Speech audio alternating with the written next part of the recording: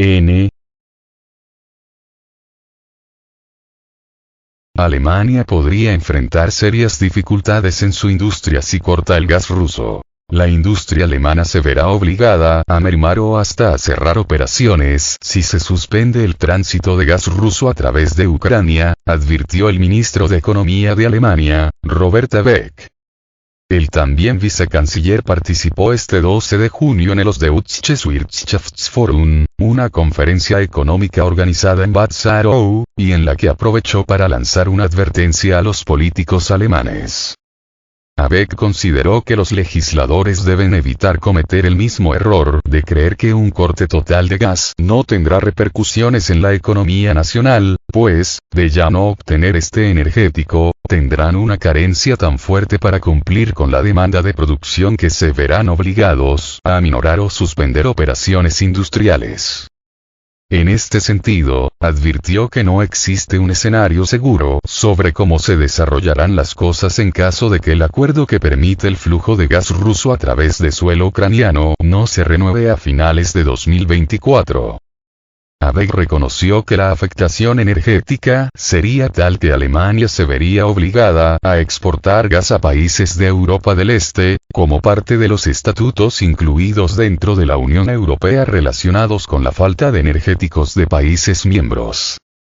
Sobre este punto, el funcionario alemán adelantó que su país arriesgaría el funcionamiento básico de sus industrias, lo que haría aún más esencial el abasto de una nueva planta de gas natural licuado en el norte del país, proyecto que ha generado protestas por parte de los locales y activistas ambientales.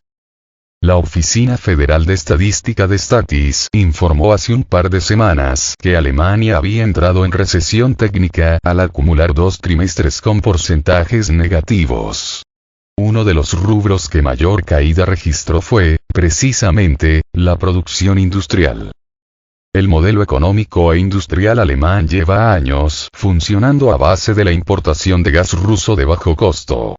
Por ello, las sanciones de Washington y la Unión Europea contra la industria energética del país euroasiático han tenido repercusiones negativas en el país germano.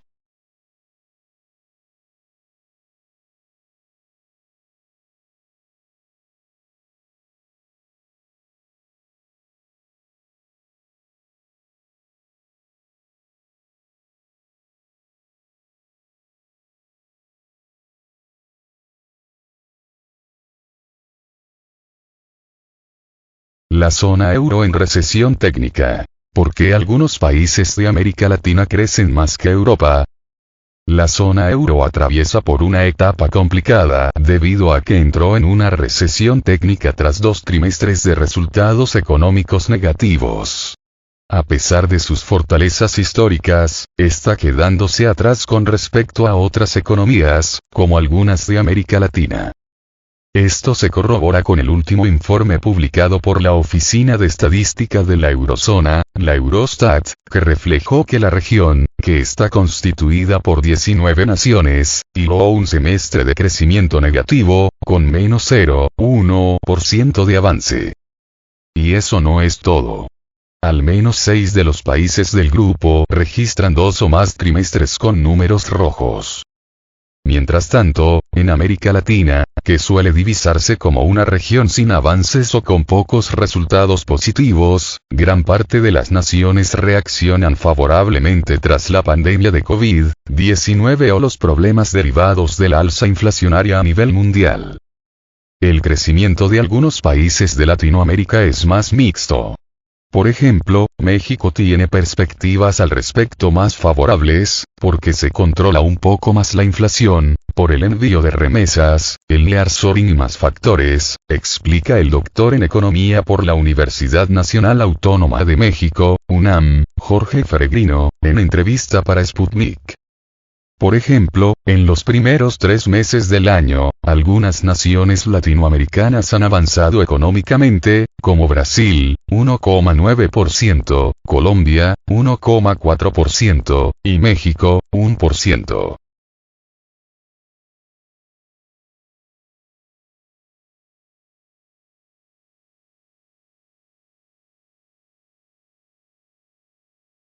las naciones más afectadas de Europa. De acuerdo con Feregrino, la recesión técnica ocurre cuando una economía, ya sea en bloque, como la zona euro, o de un país en especial, registra 2 trimestres con desaceleración económica. En caso de no solucionarse esta situación, el siguiente paso es la depresión económica, donde los países sufren crisis en esa materia.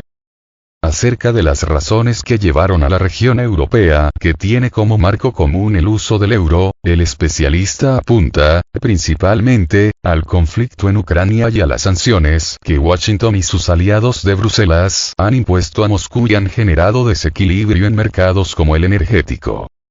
A esto se suma el incremento de los precios de la gasolina y de los alimentos en diversas naciones a nivel mundial. Sobre todo, varios países están aplicando medidas para controlar la inflación, lo que provoca que se detenga la economía, comenta. Según Eurostat, los países de la zona euro con peores resultados al primer trimestre de 2023 son: Estonia. Suma 5 trimestres con resultados negativos. En el último periodo evaluado, registró menos 0,6%. Hungría. Lleva 3 trimestres con crecimientos negativos. Para los primeros meses de este año, llegó a menos 0,3%. Irlanda. Hila 2 trimestres a la baja. Su último resultado fue de menos 4,6%. Lituania. Esta nación europea acumula un semestre en números rojos.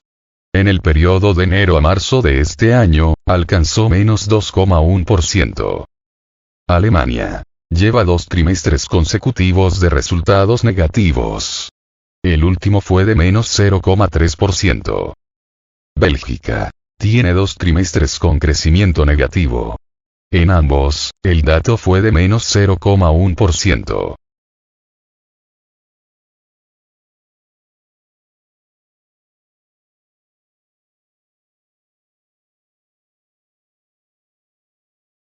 El 2008 todavía tiene consecuencias. El experto señala que los problemas de la eurozona no se iniciaron hace meses o con la pandemia. Son remanentes de la crisis económica de 2008. Creo que hay una fractura de la zona euro y, de alguna forma, eso también debilita a las naciones que la componen. El grupo tiene bastantes problemas, especialmente por su cercanía con Ucrania y Rusia, además de que cuentan con una política fiscal generalizada. Este último punto es una limitante porque si hubiera reglas a la medida de cada país, ayudaría a impulsarles. Pero, en la medida que no se destrabe la pugna entre Kiev y Moscú, seguirá sufriendo, considera.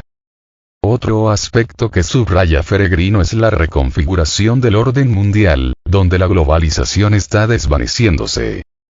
Hay restricciones, cuotas y decisiones sobre qué productos entran a la zona euro y cuáles no. Es una posición complicada. Además, recordemos que la zona euro es heterogénea. Es decir, Alemania suele ir muy bien en todos los ámbitos, pero toda la agrupación no es el país. Lo mismo pasa con España, que tiene situaciones difíciles. Por ello, en la realidad es aún más complejo analizarlo, sumado a que, en ocasiones, Alemania es quien establece la política para toda la zona y esto no es eficiente, agrega. ¿Qué falta para que Latinoamérica sea un bloque?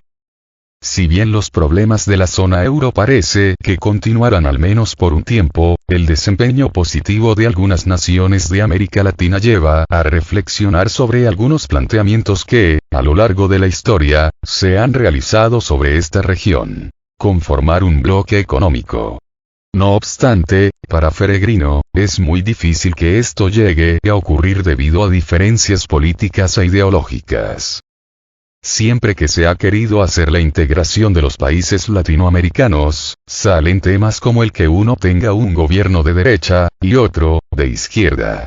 Pero, en la actualidad, hay una especie de alineación entre Brasil, Colombia, México, Chile y Bolivia. A comparación de Europa, sus conflictos son más ideológicos y eso limita la conformación de un bloque en el rubro económico, destaca. Pese a ello, el doctor en economía por la UNAM vislumbra un buen panorama económico para la región, esto tomando en cuenta las medidas que podría tomar en la actualidad, por ejemplo, actuando para fomentar la seguridad alimentaria, la transición energética y abrir el comercio a todas las naciones de la región.